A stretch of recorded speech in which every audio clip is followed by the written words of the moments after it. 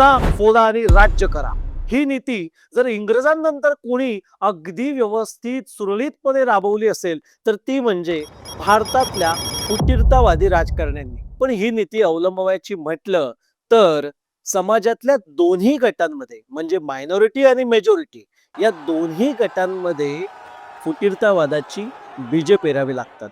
आणि याच मांडणीवरती मी एक व्यंगचित्र रेखाटलं होतं. तर जाणून घेऊया मी मार्मिकच्या मुखपृष्ठासाठी रेखाटलेल्या या व्यंगचित्रामागची गोष्ट.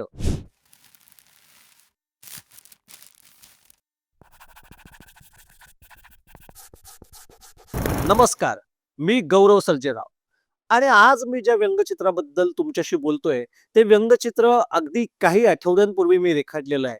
अगदी महिन्याभरापूर्वीची गोष्ट आहे. तुम्ही वाचलं असेल, बातमी आली होती. अकोटमध्ये भाजपची MIMशी हात मिळवणी, सोबतच ओवेसी आणि भाजपची युती आणि याच्यानंतर संपूर्ण महाराष्ट्रामध्ये जे वादळ उठलं आणि जो गदारोळ झाला त्यानंतर मुख्यमंत्र्यांनी घाबरून लगेचच ही युती नाकारली आणि त्या ज्या आमदारांनी ही युती केली होती त्याला नोटीस वगैरे पाठवली. पण पुन्हा याच अकोटमध्ये भाजपच्या माजी नगराध्यक्षाच्या मुलाला स्वीकृत नगरसेवक बनवण्यासाठी MIMने पाठिंबा दिल्याची चर्चा रंगली आणि हे संपतय ना संपतय तोच अचलपूरमध्ये भाजप आणि MIMचं सूत जुळलं. हे समजल्यावरती मग अंधभक्त पिसाळले, रागावले, पण ते स्वतःचा विरोध प्रदर्शित करूच शकत नव्हते कारण त्यांची तेवढी लायकीच नाहीये. आणि या निवडणुकीच्या धुमश्चक्रीमध्ये एक नाव खूप गाजलं. ते होतं सहर शेख. कैसा हराया. आणि तिचं मुंबरा हिरवा करून टाकण्याचं एक धक्कादायक स्टेटमेंट. पूरे के पूरे मुमरा को ग्रीन कलर से ऐसे रंगना है कि त्याने पुन्हा एकदा महाराष्ट्रच काय तर संपूर्ण भारतात गदारोळ झाला. पण तुम्हाला माहिती आहे फक्त हिरव्याच्या जागी भगवा टाकून भाजपच्या कितीतरी मंत्र्यांनी कार्यकर्त्यांनी अशा पद्धतीचे स्टेटमेंट मीडियामध्ये दिलेले आहेत. कारण एकंदर दोन्ही बाजूंनी समाजाची वीण संपूर्णपणे उसवून टाकायची आणि समाजामध्ये दंगली घडवून आणायच्या, फूट पाडायची आणि आपली एक वोट बँक तयार करायची आणि स्वतःची घरं भरायची. हे राजकारण खूप आधीपासून चालत आलेलं आहे. आणि याबद्दल विचार करत असतानाच माझ्या डोक्यामध्ये भगवा हिरवा भगवा हिरवा भगवा हिरवा हे चक्र डोक्यामध्ये सुरू होतं आणि मग मला या व्यंगचित्राची कल्पना सुचली. मग मी एका बॅकग्राऊंडवर एक भिंत रेखाटली. ही भिंत साधी नव्हती, ही जराशी जुनाट होती, म्हणजे बऱ्याच काळापूर्वी बांधलेली असावी अशी वाटावी एक भिंत.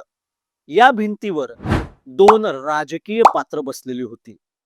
एका पात्राच्या गळ्यामध्ये भगवा गमछा आपल्याला दिसतो तर दुसऱ्या पात्राच्या डोक्यावर एक हिरवट जाळीदार टोपी आपल्याला दिसते. ही दोन्ही पात्र मुद्दाम मी पाठमोरी बसवलेली होती कारण जेव्हा यांचे चेहरे लोकांसमोर असतात तेव्हा ही आपल्याला वेगळी दिसतात आणि ती वेगळी वागतात सुद्धा.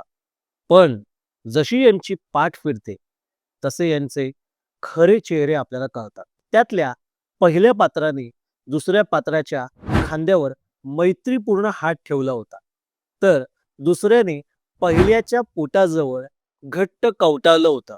यामधून त्यांचे प्रेमपूर्ण संबंध दिसतात. या दोन्ही पात्रांच्या हातामध्ये होते दोन पेंट ब्रश. एकाचा पेंट ब्रश भगव्या रंगाने माखलेला होता तर दुसऱ्याचा हिरव्या रंगाने. आणि हे दोघेही काहीतरी रंगवत होते. तर ते काय रंगवत होते? ते रंगवत होते डायलॉग बॉक्स. अशाच पद्धतीचे डायलॉग बॉक्स तुम्ही कॉमिक बुक्स मध्ये बघितलेले असतील. म्हणजे कॅरेक्टरचा आणि वाक्याचा भाव काय आहे त्यावरून या डायलॉग बॉक्सचा आकार ठरतो. माझे जर तुम्ही डायलॉग बॉक्स बघितले तर ते वरून गोलाकार होते आणि खाली सूर्याप्रमाणे टोकदार होते. आणि हे डायलॉग बॉक्स दोन पात्रांच्या तोंडून येत होते. हिरव्या रंगाची तावातावाने भाषा करत होती सहर शेख आणि भगव्या रंगाची भाषा करत होते मला वाटतं की हे पात्र कोण आहे हे मी सांगायची गरज नाहीये. तुम्ही एक कमेंट मध्ये लिहा की हे पात्र कोण आहे आणि सोबतच त्याच्या पोडियमवर हा मी पक्षी का रेखाटलाय हे तुम्ही कमेंट मध्येच लिहा. आणि हे पात्र खूप शिवराळ असल्यामुळे त्याच्या आजूबाजूला मी ही शिव्यांची चिन्ह सुद्धा दाखवलेली आहेत. आणि एकंदर हे चार पात्रांचं व्यंगचित्र पूर्ण झालं. एका पुरातन राजकीय नीतीच्या भिंतीवर बसलेले दोन नवे फुटीरतावादी राजकीय नेते आणि हे दोन नेते रंगवत होते आपापले राजकीय रंग जे भरले जात होते त्यांच्या शिष्यांच्या स्टेटमेंट्समध्ये. असे शिष्य जे त्यांच्या भाषणांमधून समाजामध्ये हळूहळू हे विष पसरवत होते आणि हे आपल्याला त्यांच्या आवेशावरून दिसतं. चित्र पूर्ण झालं होतं, पण याला एक ठोस टॅगलाईन हवी होती आणि ती दिली मार्मिकच्या कार्यकारी संपादक मुकेश माचकर सरांनी. लोकांना गुलाम बनवण्यासाठी आणि त्यांच्यावर सत्ता गाजवण्यासाठी समोरून विरुद्ध दिसणारी तरीही आतून एकत्र असणारी अभेद्य युती. चित्र पूर्ण झालं आणि सोशल मीडियावर या चित्राला तुफान रिस्पॉन्स मिळाला. लोकांना खूप आवडलं, पण हे उमगलं का हे अजून तरी मला ठाऊक नाही.